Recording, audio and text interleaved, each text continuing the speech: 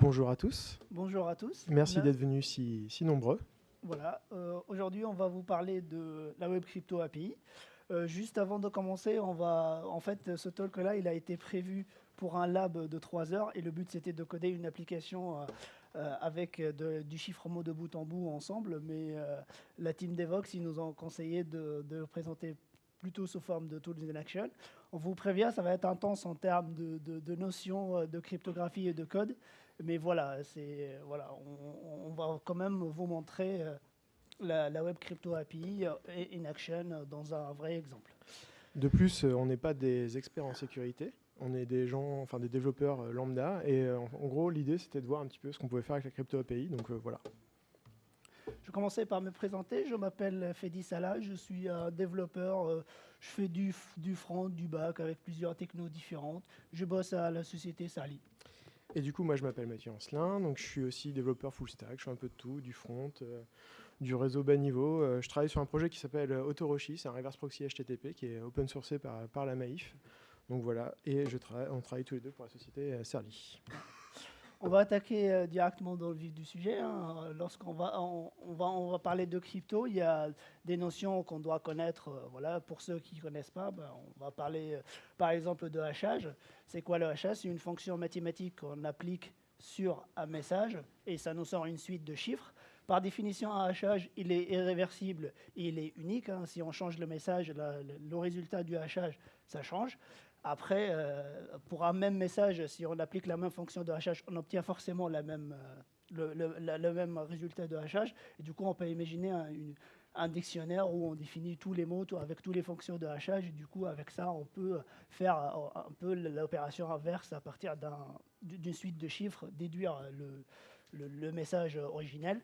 Et c'est là où on parle de salage. Et le salage, ça permet vraiment d'ajouter un peu d'entropie dans le message, dans le résultat de hachage, et ça nous permet d'éviter des types d'attaques, voilà, l'attaque par dictionnaire ou par brute force ou d'autres types d'attaques. Analyse fréquentielle, etc. Oui, analyse fréquentielle, merci, etc. On parle aussi de chiffrement symétrique et asymétrique. Le chiffrement symétrique, c'est très simple. On crée une clé. Par exemple, si on prend l'exemple de messagerie, d'un message qu'on souhaite envoyer, que Bob souhaite envoyer à Alice. Alice et Bob partagent la même clé. Bob, il encrypte son message, il chiffre son message avec la clé publique, et Alice, elle utilise la même clé publique pour la déchiffrer. Voilà, c'est simple.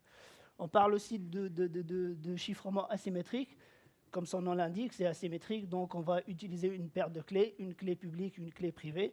Si Bob souhaite envoyer un message à Alice, il va utiliser la clé publique d'Alice pour chiffrer le message, et Alice, pour lire le message, elle va utiliser sa propre clé privée pour le déchiffrer. On parle aussi de notion de signature. La signature de message, pareil, le même exemple. Bob, avant d'envoyer son message, il va le signer avec sa propre clé privée. Et Alice, pour valider la provenance, pour valider que le message vient bien de Bob, parce que c'est à quoi sert la signature, c'est vraiment de valider la provenance du message.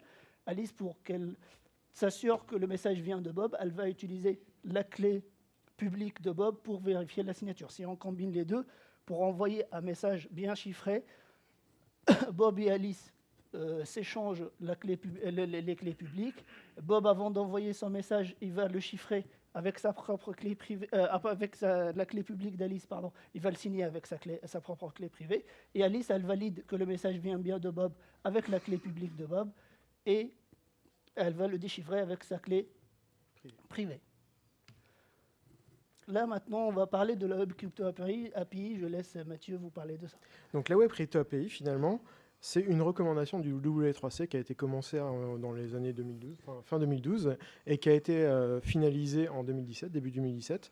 Donc c'est un truc qui a maintenant assez de temps de vie et qui est supporté majoritairement par tous les navigateurs. Donc la Web Crypto API, ça fournit en fait une API dans le navigateur pour avoir des primitives de cryptographie nécessaires à toute opération cryptographique possible, on va dire. Donc, d'un point de vue support dans les navigateurs, on arrive à un truc plutôt pas mal maintenant. Donc, hormis Opera Mini et BlackBerry Browser, finalement, c'est supporté un peu partout. On voit que chez IE, que ce soit IE normal ou IE mobile, c'est moyennement supporté, mais on a un truc supporté quand même. Donc, c'est une API qui est bien, quoi. Elle est supportée, on peut l'utiliser. Donc, cette API, elle se trouve sur window.crypto. Donc après, suivant le navigateur, il peut y avoir des préfixes. Enfin, il y avait des préfixes, maintenant elle est sur window.crypto. Donc c'est comme ça qu'on la récupère. Et elle fournit deux API majeures.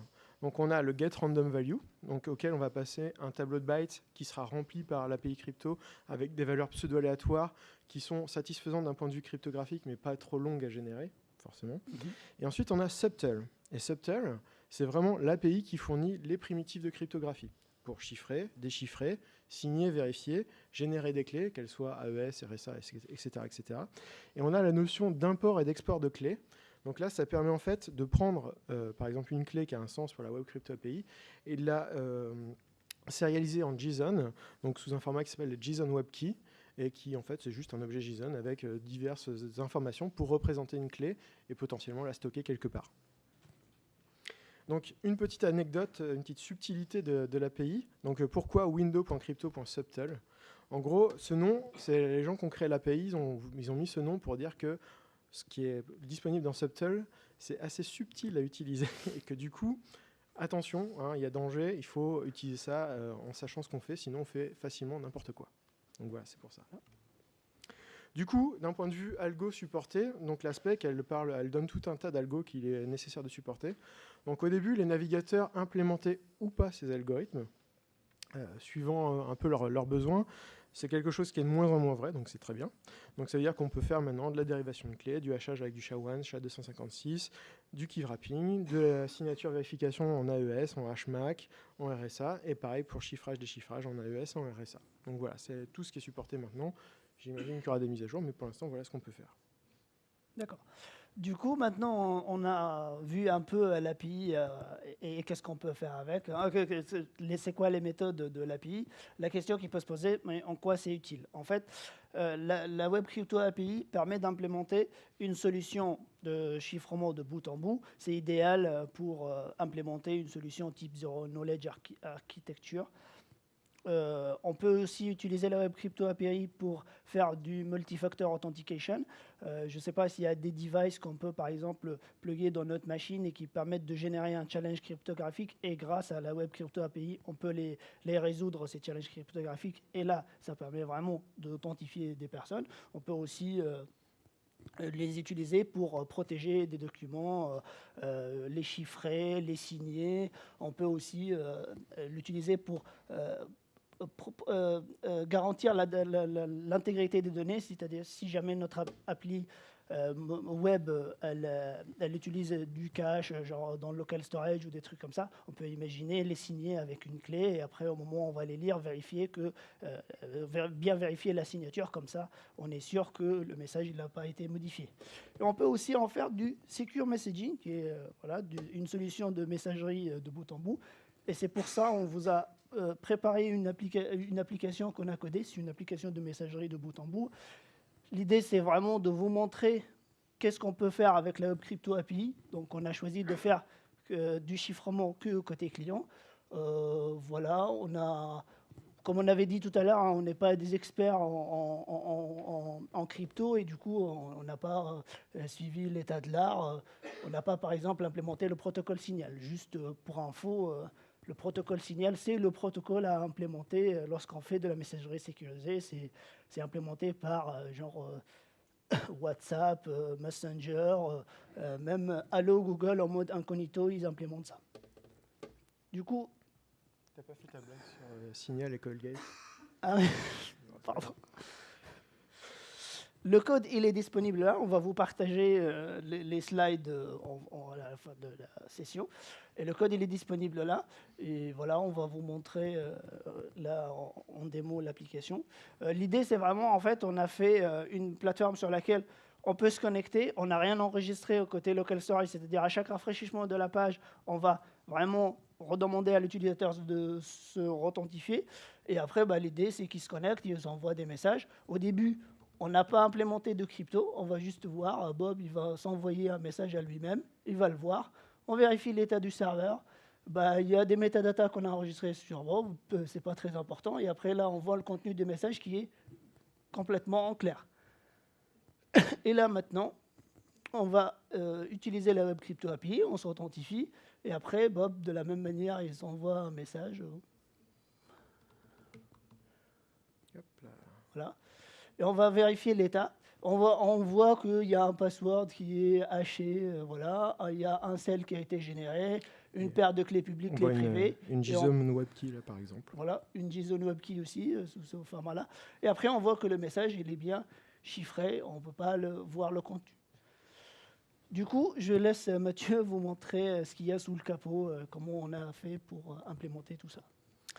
Du coup, donc, comment ça fonctionne cette application? Donc, imaginons qu'on va créer un compte. Donc là, c'est le compte de Bob, donc, qui a dit qu'il voulait un password qui est secret pour son compte. Donc, la première chose qu'on va faire, petit truc de base, on va hacher le password et c'est ça qu'on va stocker. C'est mieux, hein, dans les faits, on évite de stocker des mots de passe en clair. Donc là, en fait, on utilise bcrypt, c'est une librairie JavaScript qui marche dans le navigateur. On utilise bcrypt.js pour faire un hash du password. Et du coup, pour faire ce hash, on utilise un salt qu'on génère à la volée, un salt de 10 caractères. Ça suffit, enfin, c'est un petit peu ce qui se fait de manière générale. On peut faire plus, mais bon, voilà. Et du coup, on a le hash de notre password dans notre document ici. Donc c'est ça qu'on va stocker. Ça, c'est cool. Ensuite, ce qu'on va faire, c'est qu'on va générer un deuxième salt qui va nous être utile plus tard, donc est bien salé, effectivement, qui va nous être utile plus tard quand on va faire de l'échange de messages entre les utilisateurs. Et ensuite, pour le compte en question, on va générer une clé publique et une clé privée parce qu'on va faire du RSA à un moment donné. Donc ça, c'est bien. Par contre, le salt, la public key et la private key, alors surtout le salt et la private key, c'est des données sensibles qu'on n'a pas envie qu'ils soient stockées telles quelles sur le serveur. Sinon, c'est complètement idiot. Quelqu'un pique les données sur le serveur, il peut relire tous les messages. Ça n'a aucun intérêt. Donc maintenant, on va chiffrer les choses qui sont sensibles. Donc on va commencer par chiffrer le salt en AES avec le password de l'utilisateur. Et ensuite, on va chiffrer la clé privée en AES également avec un hash du password de l'utilisateur et du cell qu'on a généré précédemment. Et donc ensuite, c'est ce document-là qu'on va stocker sur le serveur. Donc là, pour le coup, on a quelque chose qui, même si quelqu'un récupère, alors il sait que l'email c'est ça, et que la public key c'est ça, mais bon, elle est publique, donc ça a peu d'intérêt. Par contre, tout le reste, a priori, tant qu'il n'a pas le password maître, on ne va pas pouvoir en faire grand-chose. Donc ça, c'est le truc de base. Donc, ce qu'il faut savoir, quand on fait du web crypto, c'est que web crypto, elle travaille avec des tableaux de bytes. Et en JavaScript, les tableaux de bytes, c'est génial. Donc, bien évidemment, il va falloir commencer par spalucher 2-3 fonctions pour faire des transformations. Donc, chaîne de caractères vers tableau de byte vers chaîne de caractères. Et pareil, tableau de byte vers une string en base 64 et le contraire pour tout ce qui est stockage côté serveur. OK, une fois qu'on a codé ça, on va pouvoir commencer par générer notre paire de clés, comme on a vu tout à l'heure.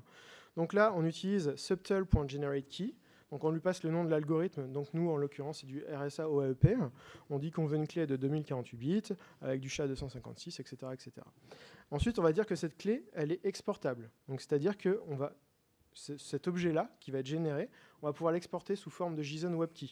Donc ça va nous être utile parce que nous, on veut stocker la clé sur le serveur. Du coup, on a besoin d'une représentation de JSON de cette clé. Donc on le met exportable. Et ensuite, on va dire à quoi servent ces clés.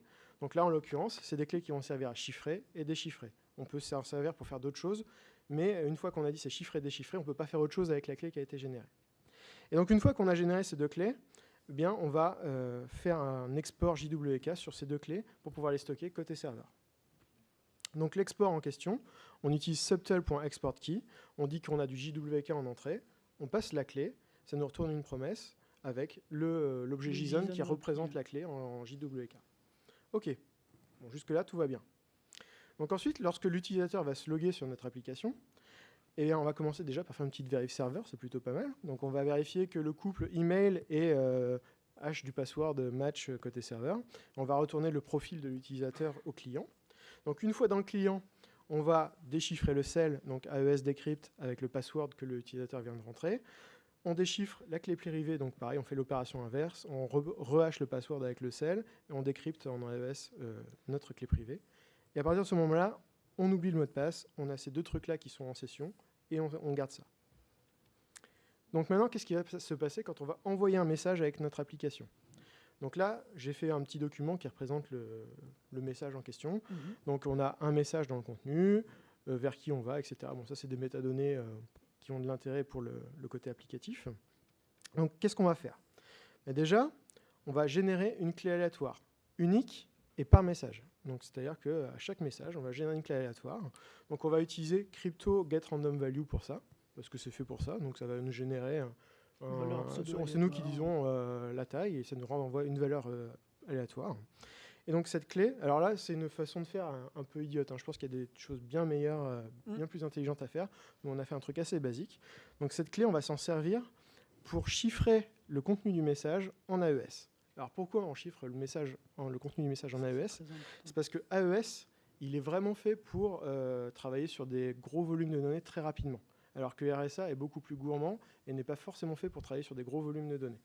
Donc l'idée, c'est qu'on chiffre en AES avec la clé random qu'on a générée juste avant.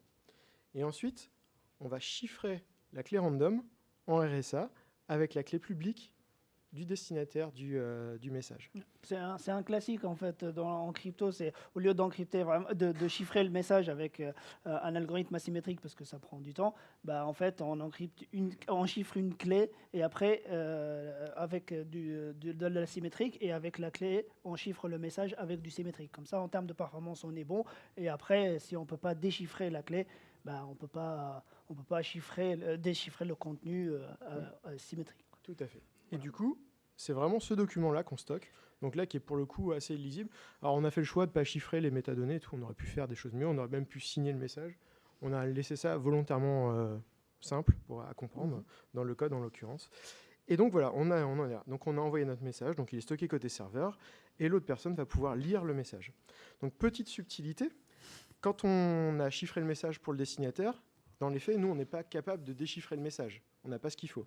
Sauf que d'un point de vue UX, quand on a l'application, c'est bien d'avoir le fil de la conversation avec tous les messages. Donc ce qu'on a fait, c'est très, très bête. On a juste chiffré 2 fois le message, une fois pour le destinataire, une fois pour nous, et on stocke les deux. Et comme ça, on a chacun notre version du message qu'on peut relire. Là, c'est assez idiot comme truc. Du coup, quand on veut chiffrer nos données en RSA, comment ça se passe? Déjà, on va importer notre clé depuis un JWK, puisque c'est ce qu'on a stocké sur le serveur, c'est vraiment un objet JSON. On a besoin de le transformer en quelque chose qui a du sens pour l'API crypto. Et ensuite, on va utiliser subtle.encrypt. Donc, on va passer le nom de l'algorithme, c'est du RSA OAEP. On passe la clé et on passe ce qu'on veut chiffrer, tout en l'ayant transformé, bien sûr, en tableau de bytes. Donc, ça nous retourne une promesse qui contient un tableau de bytes chiffré, et ce tableau de bytes, on va le passer en string base64, et c'est ça qu'on va stocker dans le serveur. Donc pour ce qui est de l'import de la clé qu'on vient de voir, on utilise le import key de Subtle. On dit que c'est une clé qui est de type JWK, on peut avoir d'autres formats qui sont supportés. Donc on passe la clé en question et on donne les paramètres de l'algorithme. Donc on dit que c'est du RSA OEP avec du SHA-256, que la clé résultante, elle peut être exportable. Alors là, pour le coup, c'est pas très utile vu qu'on le transfère juste en one shot pour la lecture. Et suivant, si c'est fait pour chiffrer ou déchiffrer, on dit que le rôle c'est chiffrer ou déchiffrer. Donc voilà pour ce qui est du chiffrement RSA. Pour le chiffrement AES, c'est à peu près similaire.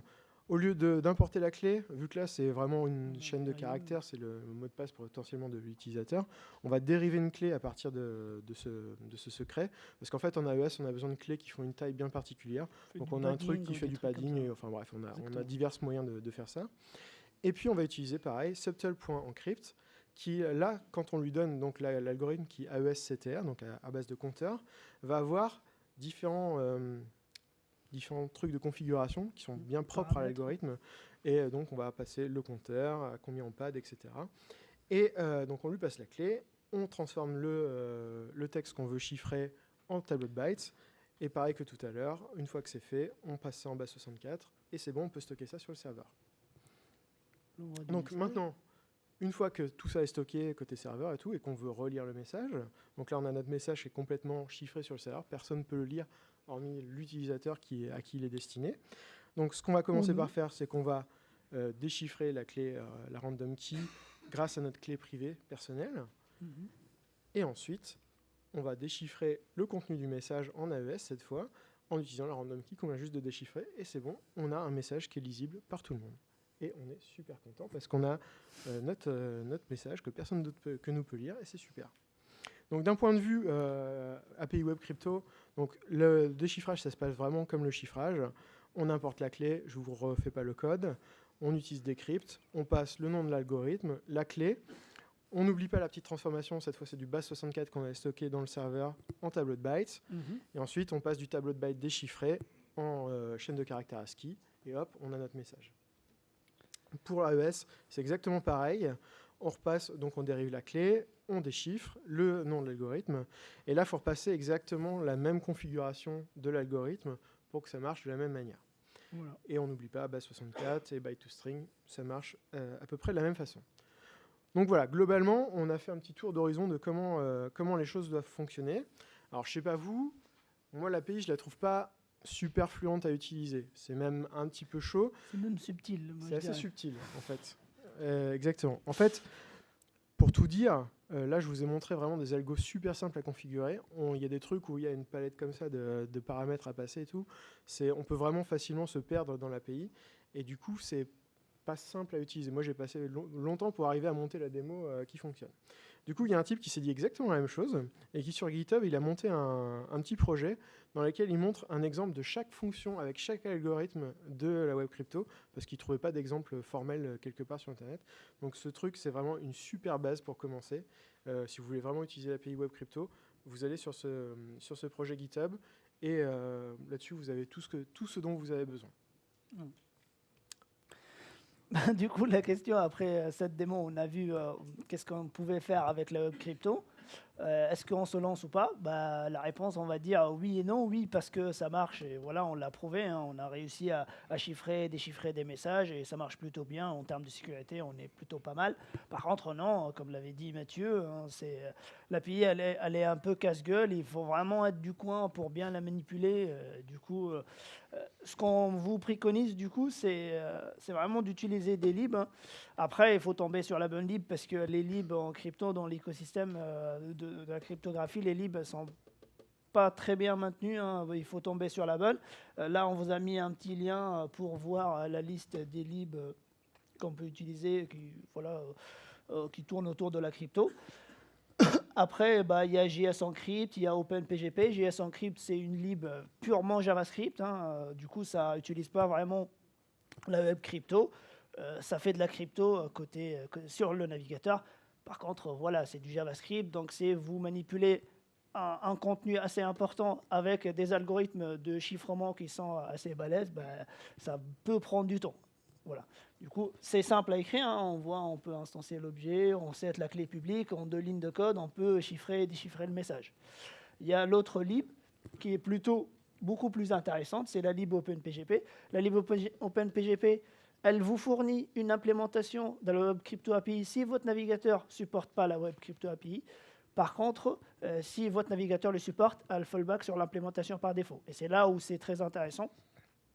Parce qu'en fait, la Web Crypto API, elle est optimisée, elle utilise les ressources du navigateur de la machine hôte sur laquelle s'exécute le navigateur. Donc, en termes d'optimisation, ils sont plutôt pas mal.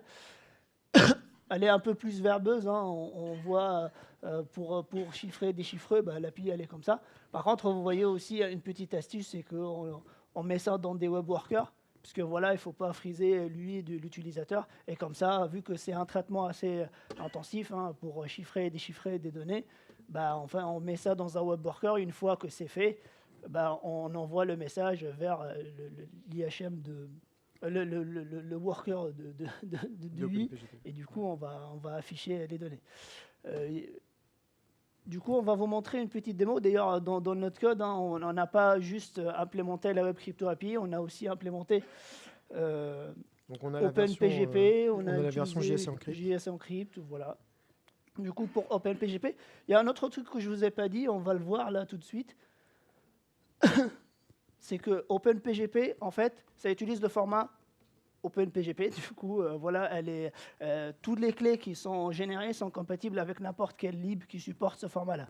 Ce qui est intéressant parce que dans votre, je sais pas, machine, dans votre système Linux, vous avez une lib qui supporte ça. Bah, les clés qui sont générées côté client, ils peuvent être utilisées dans votre lib sur votre système. Et ou si vous avez un plugin dans votre client mail, voilà. OpenPGP, ça marche tout pareil. Voilà, du coup, on voit la clé publique, la clé privée, on voit ce que ça donne à peu près. Donc voilà pour notre talk. Ouais, c'est notre petite introduction à Web Crypto. Peut-être pour une prochaine fois, on vous fera le Hands-on Lab.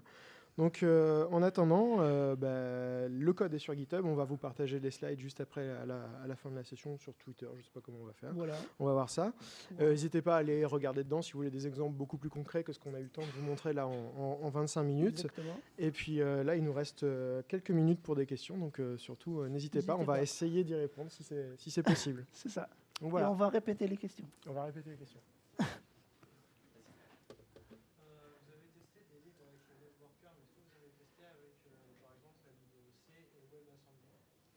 Alors la question c'est est-ce qu'on a, donc pour OpenPGP je pense que tu parles, le fait d'utiliser un web worker pour pas bloquer, etc. Et du coup la question c'est est-ce qu'on a utilisé, enfin est-ce qu'on a testé d'utiliser une lib C qui a été compilée en WebAssembly dans le navigateur. Donc en l'occurrence OpenPGP c'est ce qu'ils font. Quand tu n'as pas une lib web crypto, alors soit que tu l'as pas, soit qu'elle n'a pas les bons algorithmes, globalement ils utilisent tout un, je sais plus comment elle s'appelle la lib.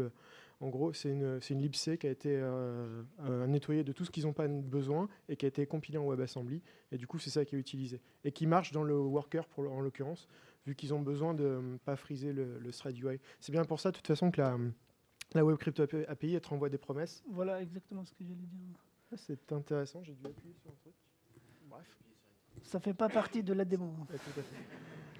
Enfin, c'est pas très grave. Et du coup, oui, voilà, on l'a testé en utilisant openpgp.js.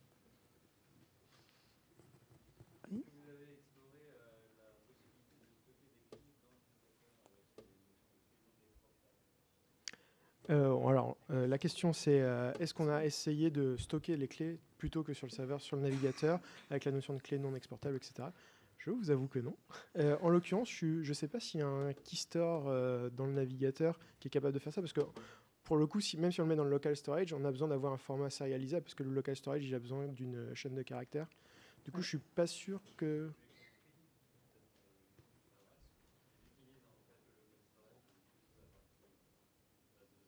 Mm-hmm. Mm-hmm.